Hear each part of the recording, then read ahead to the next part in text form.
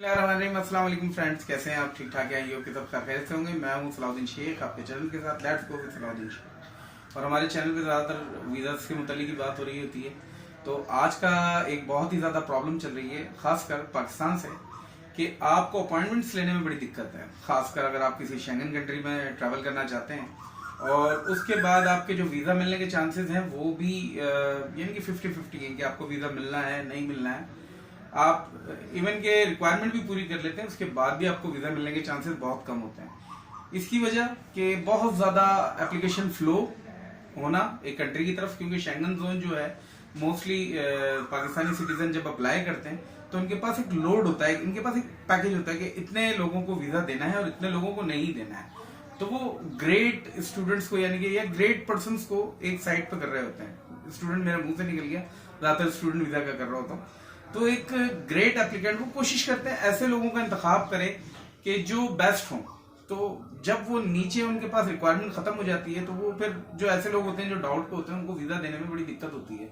तो अब एक ऐसी कंडीशन है, एक तो अपॉइंटमेंट से बड़े मसले हैं, क्योंकि पाकिस्तानियों को पाकिस्तान से या इंडियंस इवन के इस पूरे रीजन में जो सबसे ज्यादा जो एप्लीकेंट अप्रूव होते हैं वो 4 से 5 कंट्री हैं, जिसमें एक कंट्री का नाम है लिथुआनिया। तो लिथुआनिया का अगर आप विजिट वीजा अप्लाई करते हैं पाकिस्तान से तो आपको लाजमी तौर पे हंगरी की एम्बेसी जो कि इस्लामाबाद में है, आपको वहां का अपॉइंटमेंट लेना पड़ेगा, क्योंकि लिथुआनिया की एम्बेसी पाकिस्तान में अवेलेबल नहीं है। लेकिन जब आप उसकी अपॉइंटमेंट्स की तरफ जाएंगे तो अपॉइंटमेंट्स से जाके आप अगेन शॉक हो जाते हैं, क्योंकि वीजा अप्रूवल रेट तो है, लेकिन जब आपको वीजा मिलेगा ना, जब आपकी डेट आएगी सामने, तो फिलहाल 1 साल तक कोई एप्लीकेंट के लिए डेट स्लॉट अवेलेबल ही नहीं है। तो अगर कोई मिल जाएगी तो किसी से ब्लैकमेल होंगे, या फिर उसके बाद भी वीजा मिलने के कोई चांसेस इतने खास होंगे नहीं। कि मिल जाए तो बहुत अच्छी बात है, नहीं मिले तो ना मिले, ऐसा नहीं है कि नहीं देते, दे देते हैं। मोस्टली एप्लीकेंट को वीजा मिल जाता है।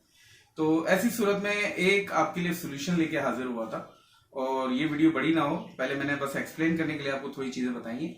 तो अगर आप चाहते हैं कि एक ऐसी कंट्री का इंतखाब करें जो कि आपका वीजा अप्रूवल रेट भी अच्छा हो और जिसकी एम्बेसी पाकिस्तान में मौजूद ना हो, तो वहां पर हमें एक सहूलत मिल जाती है कि हम किसी थर्ड कंट्री में जाके उसको वीजा अप्लाई कर सकते हैं। अब भले ही हमारे कंट्री के अंदर अगर हंगरी की एम्बेसी ने हमें सहूलत दे दी है कि हम जमा करवा सकते हैं केस, लेकिन जो लिथुआनिया की एम्बेसी है वो अगर मैं करीबी रीजन में चेक करूं तो टर्की में भी मौजूद है, मजीद जगहों पे भी मौजूद है। लेकिन टर्की का मैंने इसलिए आपको कहा क्योंकि टर्की एक ऐसी कंट्री है जिसका मैंने वीडियो बनाई भी है कि किस तरीके से आप वीजा हासिल कर सकते हैं, क्या क्या फीसेस वगैरह हैं। और अभी आप ऐसे एप्लीकेंट्स हैं, क्योंकि मोस्टली एप्लीकेंट जो हैं वो टर्की का वीजा हासिल करते हैं और उनका मेन गोल यही होता है कि उन्होंने आगे जाना है। ये यूरोप की बात कर रहा हूँ, शेंगन की बात कर रहा हूँ। तो ऐसी सूरत में आप एक काम ये कर सकते हैं कि आप पाकिस्तान से जब ट्रैवल करने वाले हो तो अपनी जो रिक्वायरमेंट्स हैं उसको कैरी कर लें, और उसके बाद ये तमाम रिक्वायरमेंट्स आप लिथुआनिया की जो एम्बेसी टर्की में जो मौजूद है, आप वहां की अपॉइंटमेंट लेने के बाद बाकायदा तौर पे फाइल सबमिट कर सकते हैं अपनी। लेकिन वो फाइल सबमिट करने के लिए आपको क्या क्या चीजें चाहिए होंगी मैं आपको रिकॉल कर देता हूँ, तमाम चीजें आपको बता देता हूँ। और ये भी आपको बता देता हूँ कि वीजा मिलने के तकरीबन, अगर मैं 100% चांस भी कहूँ तो गलत नहीं होगा, क्योंकि बहुत ही कम लोग हैं जो लिथुआनिया का वीजा अप्लाई करते हैं। और इसकी एम्बेसी टर्की में मौजूद है। जब पाकिस्तानी वहां पे अपॉइंटमेंट लेने के बाद अपनी फाइल सबमिशन करते हैं, अगर उनकी रिक्वायरमेंट वो पूरी करते हैं तो बहुत ही रेयर चांसेस होते हैं कि आपका वीजा रिफ्यूज हो जाए। इवन के जरूरी नहीं है कि आपके पास टीआरसी मौजूद होगा टर्की का तभी आप अप्लाई कर सकते हैं। टीआरसी टर्की का मौजूद होने की सिर्फ एक ही वजह हो सकती है, अगर टीआरसी किन कंट्रीज के लिए चाहिए होगा आपको, वो भी मैं आपको बता देता हूँ कि वो कंट्री जिनकी एम्बेसी पाकिस्तान में मौजूद है लेकिन उसके बावजूद आप टर्की में जाके अप्लाई करते हैं, तब शायद आपको रिफ्यूज किया जा सकता है कि जी हमारी एम्बेसी पाकिस्तान में मौजूद है, आपने वहां से अप्लाई क्यों नहीं किया, आपको कोई बेनिफिट लेना चाहते हैं कि यहाँ पर आगे, तो वो आप आगे फंसते हैं। लेकिन जब एम्बेसी ही पाकिस्तान में मौजूद नहीं है तो फिर आप ये बेनिफिट गेन कर सकते हैं। आप बकायदा तौर पर उनसे अपॉइंटमेंट लेके अपनी फाइल सबमिशन कर सकते हैं। डॉक्यूमेंट्स की तरफ आ जाता हूँ। सबसे पहले उनका वीजा एप्लीकेशन फॉर्म है जो कि आप डाउनलोड कर सकते हैं ऑनलाइन, उसको फिलअप कर सकते हैं। तमाम इन्फॉर्मेशन आपकी चाहिए होगी आपके पासपोर्ट के मुताबिक, आपके रेजिडेंशियल फोन नंबर वगैरह, मैरिटल स्टेटस, जो भी चीजें आप उस पर पुट करेंगे तमाम फिल करेंगे। फिल करने के बाद अपनी जो background picture, white background picture as per Schengen requirement आपने लेके अपने साथ 4 बैकग्राउंड पिक्चर्स लेके जानी है, व्हाइट बैकग्राउंड पिक्चर्स अपने साथ कैरी करनी है। और उसके साथ साथ आपको हेल्थ इंश्योरेंस अपनी चाहिए होगी, लाजमी तौर पे चाहिए होगी। ट्रैवल इंश्योरेंस चाहिए होगी। ट्रैवल इंश्योरेंस आप बनवा सकते हैं, आप चाहे तो पाकिस्तान से भी बनवा सकते हैं ट्रैवल इंश्योरेंस, टर्की से, इवन के आगे के लिए टर्की से अगर आप लिथुआनिया के लिए जा रहे हैं तो ये हो गया, ट्रैवल इंश्योरेंस हो गया। आपको डमी टिकट भी चाहिए होगी, अपनी एक ट्रैवल टिकट बनाएंगे जो कि लेकिन थोड़ा सा एक फर्क होगा इसमें फर्क ये होगा कि आप अपनी ट्रैवल टिकट ऐसे बनवाएंगे कि इस्तांबुल या अंकारा से लिथुआनिया की जो सिटी है कैपिटल, वहां के लिए आप अप्लाई करेंगे और रिटर्न जो बनेगी आपकी वो आपकी होम सिटी यानी होम कंट्री की बनेगी। यानी कि इसका इस तरीके से बनेगा क्योंकि आपने रिटर्न अपनी कंट्री में ही जाना है। आप लीगल रेजिडेंस अगर किसी और कंट्री के जैसे यूएई वगैरह के तो आप वहां का कर सकते हैं।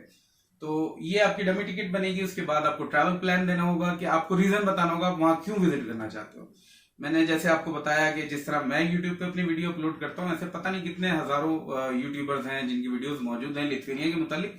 तो आप उन वीडियोस से कुछ निकाल सकते हैं कि ट्रैवल के हवाले से है, टूरिज्म के हवाले से है, या फिर बिजनेस में इंटरेस्टेड है तो बिजनेस वीजा भी ले सकते हैं, उसकी इन्फॉर्मेशन लेकिन ले लें। और आपको जो बैंक स्टेटमेंट का मसला आएगा, बैंक स्टेटमेंट आपको लाजमी यानी कि बतानी है। कम से कम वो मांग रहे होते हैं 50 यूरोज पर डे का आपको बैंक स्टेटमेंट मेंशन करना होता है। लेकिन मेरी रिकमेंडेशन है आप मिनिमम 100 यूरोज अपने ध्यान में रखें पर डे का। तो उसके हिसाब से अगर आपने 7 डे प्लान किया है तो 700 यूरोज आपके ध्यान में होना चाहिए कि ये आपने एक तरह से उनकी एक्सपेक्टेशन होगी कि इतना पैसा तो आप उस पर यूज करेंगे। आप स्पेशली मैं पाकिस्तान के लिए बात कर रहा हूँ, पाकिस्तानियों के लिए बात कर रहा हूँ, इंडिया के लोगों के लिए वहां पे एम्बेसी मौजूद है।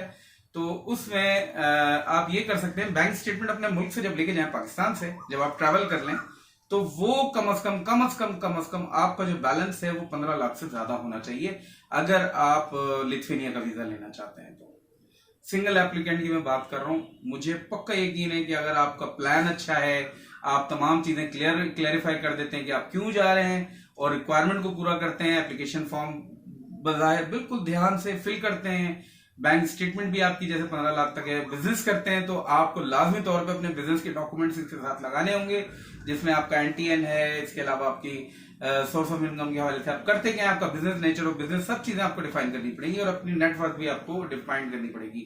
लेकिन अगर आप जॉब करते हैं तो आपको अपनी जॉब के हवाले से भी बाकायदा तौर पे आपको कुछ एप्लीकेशन लगानी है कि कितनी आप सैलरी लेते हैं, और पे स्लिप्स भी आपको चाहिए होंगी। और साथ ही साथ आपको ये लेटर भी मेंशन चाहिए होगा, वीजा रिक्वेस्ट लेटर, उनके लेटर हेड पे जो भी आप एम्प्लॉयर जिसके पास आप काम करते हैं उसके लेटर हेड पे आपकी वीजा रिक्वेस्ट लेटर होगा कि जी ये हमारे एम्प्लॉयर हैं, ये ट्रैवल करना जाना चाहते हैं, हमारे कलीग हैं, तो हमें कोई एतराज नहीं है अगर ये ट्रैवल करते हैं। तो बाकायदा तौर पे वीजा रिक्वेस्ट लेटर, और उसमें आपने प्लान बताना है फलानी डेट से लेकर फलानी डेट तक ये ट्रैवल कर सकते हैं। और उसमें अगर आप मेंशन करते हैं कि टर्की के हवाले से भी कि मैं टर्की पे मौजूद हूँ, टर्की के बाद अगर ये आगे जाते हैं कोई हमें एतराज नहीं है, इनको हमने इतने दिन की लीव दी हुई है।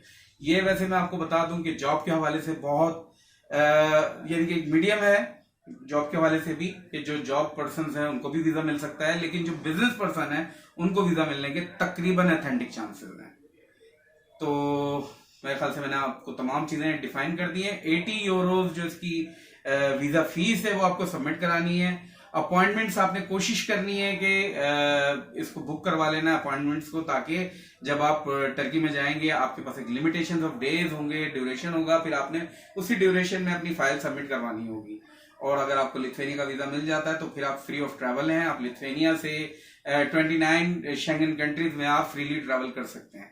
तो आई होप कि आपको वीडियो समझ में आई होगी, पसंद भी आई होगी, इस बेनिफिट को उठाएं। कोई यूट्यूबर इतना खुल के आपको वीडियोस नहीं एक्सप्लेन करेगा, मैं अपनी तारीफ नहीं कर रहा हूं। आप फिर भी अपनी इन्फॉर्मेशन, जो भी मैंने इन्फॉर्मेशन दी आप उसको टैली करें। अगर वीडियो अच्छी लगी तो लाइक कर दें, और अगर इन्फॉर्मेशन आपको ऑथेंटिक लगती है तो अमल जरूर कीजिएगा, और अमल करने के बाद जो भी रिजल्ट आए आपने मुझे टैग करके बताना जरूर है। इंशाल्लाह नेक्स्ट वीडियो में मिलेंगे, तब तक के लिए अल्लाह हाफिज।